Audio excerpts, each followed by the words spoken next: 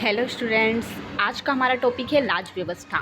राजनीतिक सिद्धांत जो है आपका पॉलिटिकल थ्योरी का पेपर है, उसकी यूनिट 1 और 2 कंप्लीट हो चुकी है। ये जो है आपकी यूनिट 3 का क्वेश्चन नंबर फर्स्ट है। राज व्यवस्था से आप क्या समझते हैं? इसके प्रमुख प्रकार, मतलब कि राज व्यवस्था जो होती है वो कितने प्रकार की होती है ना। सबसे पहले हम देख लेते हैं कि राज व्यवस्था क्या है।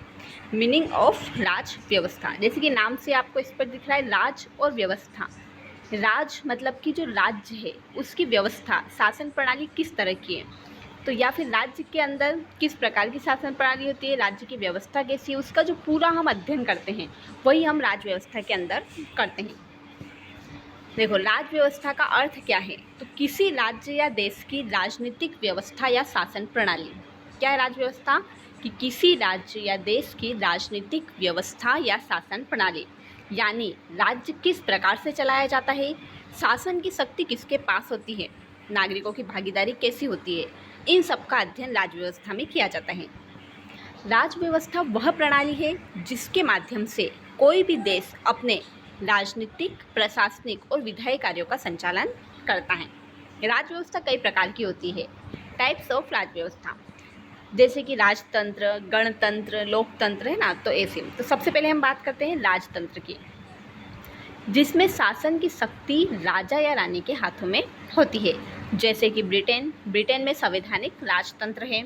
सऊदी अरब पूर्ण राजतंत्र है। तो राजतंत्र जो है वो राज व्यवस्था का एक प्रकार है।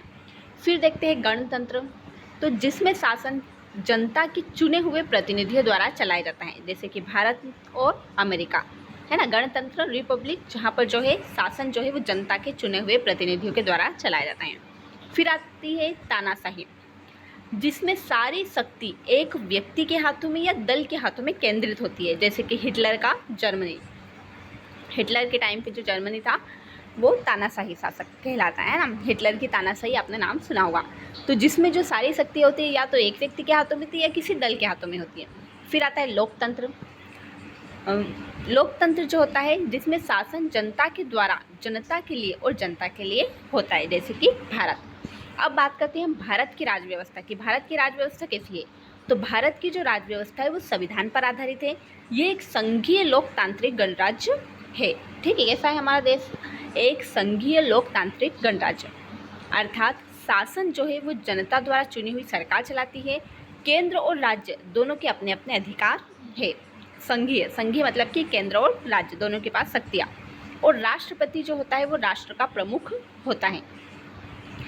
निष्कर्ष, राज व्यवस्था किसी देश की राजनीतिक संरचना होती है जो यह बताती है कि राज्य कैसे चलाया जाएगा, शासन किसके हाथों में होगा और नागरिकों की क्या भूमिका होगी। ठीक है, तो ये आपका जो है राज व्यवस्था से संबंधित क्वेश्चन था कि राज व्यवस्था क्या होती है और कितने प्रकार की होती है। तो राज व्यवस्था मतलब कि राज्य जो है वो शासन की प्रणाली, राज्य की जो व्यवस्था है, जो शासन प्रणाली वो कैसी हो सकती है ना, किस तरह, तो वो पूरा जो अध्ययन करते हैं वो राज व्यवस्था के अंदर करते हैं। तो कहीं पर लोकतंत्र होता है, कहीं पर राजतंत्र होता है, कहीं पर तानाशाही होती है, इस तरह से।